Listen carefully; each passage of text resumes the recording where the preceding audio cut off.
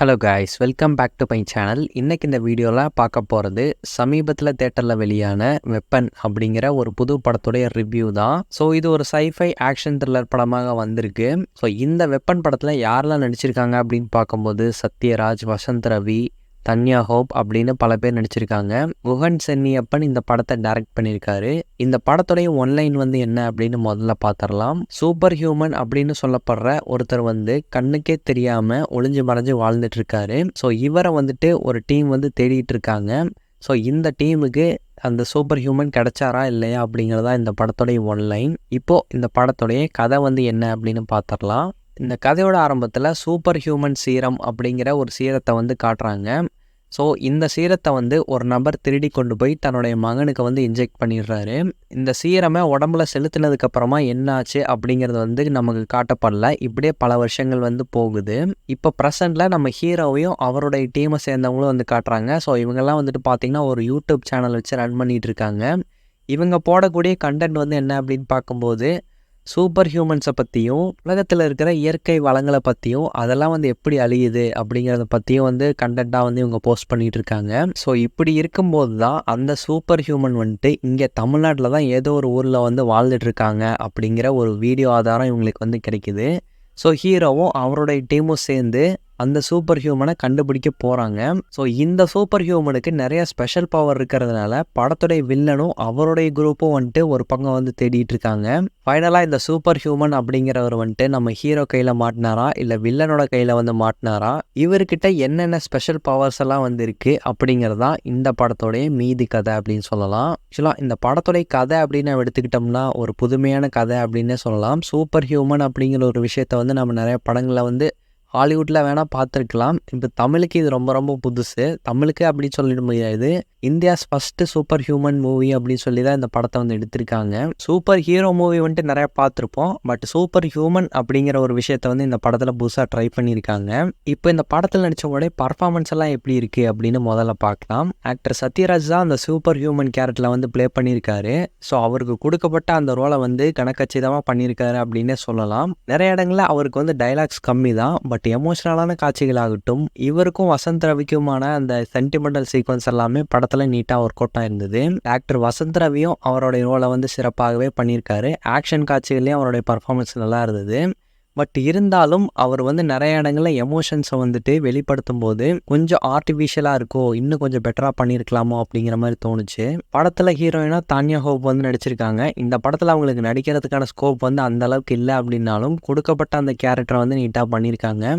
இவங்களை தாண்டி படத்தில் வில்லனா நம்ம ராஜீவ் மேனன் தான் நடிச்சிருக்காரு. ஸோ அந்த வில்லன் கேரக்டருக்கு இவர் நீட்டாகவே செட் ஆகிருக்காரு. பட் இருந்தாலும் ஒரு சில இடங்களில் பார்க்கும்போது ரொம்ப சாஃப்டான ஒரு வில்லன் மாதிரி தான் தெரிகிறாரு. நிறைய படங்களில் கார்பரேட் வில்லன் எல்லாம் பார்த்துருப்போம் இல்லையா, அந்த மாதிரியான ஒரு கேரக்டர் தான் இவர் எடுத்து நடிச்சிருக்காரு. நீட்டாகவே பண்ணியிருக்காரு. பட் இருந்தாலும் புதுசாக வில்லனாக பார்க்கும்போது அந்த அளவுக்கு எஃபெக்டிவாக இல்லையோ அப்படிங்கிற மாதிரி தோணுச்சு.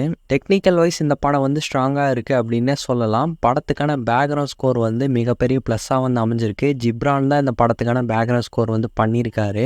படத்தில் ஒரு 2 சாங் என்னமோ இருக்கு. அந்த 2 சாங்குமே கேட்கறதுக்கு நல்லா இருந்தாலும் சத்யராஜ் சார் வரக்கூடிய அந்த மாண்டேஜ் சாங் கேட்க நல்லா இருந்தது. அண்ட் இன்னொரு பார்ட்டி சாங் இந்த கதைக்கு பெருசாக உதவலை அப்படின்னாலும் ஓகேவா இருக்குது அப்படின்னு சொல்லலாம். இந்த படத்துக்கான விஎஃப்எக்ஸ் ஒர்க் செம்மையாக பண்ணியிருக்காங்க. ஒரு ஹாலிவுட் தரத்துக்கு இருந்தது அப்படின்னே சொல்லலாம். கிளைமேக்ஸ் போர்ஷன்ஸ் எல்லாம் சூப்பராகவே எடுத்திருந்தாங்க. இன்டர்வலுக்கு முன்னாடி வரக்கூடிய ஆக்ஷன் பிளாக் சத்யராஜ் சார் சோலாவாக பண்ணக்கூடிய அந்த ஆக்ஷன் பிளாக் நல்லா இருந்தது. அவருக்கான அந்த என்ட்ரியுமே பார்த்தீங்கன்னா கரெக்டான இடத்துல பிளேஸ் பண்ணியிருந்தாங்க. ஸோ இந்த சில விஷயங்கள் இந்த படத்தில் ஒரு பாசிட்டிவாக அமைஞ்சிருக்கு அப்படின்னு சொல்லலாம். படத்தில் இருக்கக்கூடிய நெகட்டிவ் என்ன, சின்ன சின்ன நெகட்டிவ் என்ன அப்படின்னு பார்க்கும்போது இந்த படத்துக்கான கதையே பார்த்தீங்கன்னா ஒரு இன்வெஸ்டிகேஷன் சீக்வன்ஸ் மாதிரி தான் கொண்டு போகிறாங்க. அதாவது ஒருத்தர் மூலமாக கேட்டு தெரிஞ்சுக்கிற மாதிரி கொண்டு போகிறாங்க. ஸோ அது லைட்டாக நமக்கு கேஜிஎஃபோட ஞாபகம் லைட்டாக வருது. இந்த படத்துக்கான அந்த நரேஷனை நான் லீனியராக கொண்டு போகாமல் லீனியராகவே கொண்டு போயிருந்தா பார்க்க இன்னுமே சூப்பராக இருந்திருக்கும். ஏன்னா ஃபர்ஸ்ட் ஹாஃபும் சரி செகண்ட் ஹாஃபும் சரி முழுக்க முழுக்க அந்த இன்வெஸ்டிகேஷன் சீக்வன்ஸாகவே தான் போயிட்டுருக்கு. படத்துக்குள்ளே இருக்கக்கூடிய அந்த கதை சுவாரஸ்யமாக இருந்தாலும் இந்த மாதிரியான ஒரு பேட்டர்னில் கொண்டு போனது எனக்கு பெருசாக ஒர்க் அவுட் ஆகலையோ அப்படிங்கிற மாதிரி தோணுச்சு. இன்னொரு மைனஸ், இந்த படத்துக்கான சினிமோட்டோகிராஃபி நல்லா தான் பண்ணியிருக்காங்க, இல்லைன்னு சொல்லலை. பட் முழுக்க முழுக்க டார்க் மோட்லேயே கொண்டு போயிருக்காங்க. டே லைட்டில் ஷூட் பண்ணுற மாதிரியான சீக்வன்ஸ் படத்தில் கொஞ்சம் கம்மியாக தான் இருக்குது. அண்ட் இந்த படத்தில் வரக்கூடிய எல்லா கேரக்டர்ஸுமே வந்துட்டு பார்த்தீங்கன்னா பேஸ் வாய்ஸில் தான் வந்து பேசுகிறாங்க. யதார்த்தமான நடிப்பை இந்த படத்தில் வந்து அந்தளவுக்கு பார்க்க முடியல அப்படிங்கிறது தான் என்னோடய ஃபீலு. என்னதான் சூப்பர் ஹியூமன் ஒரு சைஃபை மூவி அப்படின்னாலும் ஸோ டெக்னிக்கலாக வந்து நிறையா பேசுகிறாங்க, இல்லைன்னு சொல்லலை. பட் கொஞ்சம் யதார்த்த கதையோடு இவங்க கொண்டு போயிருந்துருந்தால் நல்லா இருந்திருக்கும். அண்டு பொதுவாக ஒரு சூப்பர் ஹீரோ படம் அப்படின்னா வந்து எப்படி இருக்கும், ஒரு சாதாரணமான ஆள் எப்படி சூப்பர் ஹீரோ ஆனார் அப்படிங்கிற மாதிரி வந்து காட்டுவாங்க. அப்படி பார்க்கும்போது தான் நமக்கு வந்துட்டு ஓகே ஓரளவுக்கு ரிலேட்டபுளாக இருக்குது, நம்மளால் வந்து அந்த ஒரு விஷயத்தை ஃபீல் பண்ண முடியுது அப்படிங்கிற மாதிரி சொல்லலாம். இந்த படத்தில் வரக்கூடிய எந்த ஒரு கேரக்டருக்குமே வந்துட்டு பார்த்திங்கன்னா அந்தளவுக்கு கேரக்டர் டெவலப்மெண்ட்டே இல்லை. ஸோ வராங்க போகிறாங்க அப்படிங்கிற மாதிரி தான் இருக்குது. ஸோ அதுவுமே கொஞ்சம் பார்த்து பண்ணியிருந்தால் நல்லா இருந்திருக்கும். சத்யராஜ் சாரோடைய கேரக்டரை தவிர மற்ற எல்லா கேரக்டருமே வந்து மேலோட்டமாக எழுதப்பட்ட மாதிரி தான் வந்திருக்கு. மேபி அடுத்தடுத்த பார்ட்டில் வந்துட்டு கொஞ்சம் டீட்டெயில்டாக வந்து காட்டுவாங்களோ என்னமோ. ஆனால் பார்ட் 2க்கான லீடு வந்து கொடுத்து தான் வந்து முடிச்சிருக்காங்க. ஸோ வெயிட் பண்ணி பார்ப்போம் பார்ட் 2 வந்து எந்த மாதிரி எடுக்கிறாங்க அப்படின்னு. இந்த படத்துடைய ரன் டைம் வந்து கம்மியாக இருக்குது. பட் இருந்தாலும் ரொம்ப ரொம்ப பெரிய படத்தை வந்து பார்க்குறோமோ அப்படிங்கிற ஒரு ஃபீல் வந்து கண்டிப்பாக ஏற்படும். ஓவராலாக இந்த படம் வந்து எப்படி தான் இருக்குது அதை ஃபஸ்ட்டு சொல்லு அப்படின்னு சொல்லி கேட்டிங்கன்னா, கண்டிப்பாக இந்த படத்தை ட்ரை பண்ணலாம். பட் ஒரு சில இடங்களில் கொஞ்சம் பொறுமை தேவை. நம்ம பொறுமையை ரொம்பவே சோதிச்சு பார்க்கும். படத்துக்கான இந்த திரைக்கதையை வந்து ரொம்ப ஸ்லோவாக தான் நகர்த்தி கொண்டு போயிருக்காங்க. செகண்ட் ஹாஃபுக்கு மேலே தான் பரபரப்பாக வந்து போகும். நல்ல ஒரு அட்டெம்ப்ட் தான், இல்லைன்னு சொல்லலை. எடுத்த விதம் வந்துட்டு கொஞ்சம் பெட்டராக பண்ணியிருந்துருக்கலாமோ அப்படிங்கிறது என்னோடய ஃபீலு. ஸோ இந்த படம் வந்து இப்போ தேட்டர்ஸில் ரன் ஆகிட்டுருக்கு. ட்ரை பண்ணி பார்க்குறதா பாருங்கள்.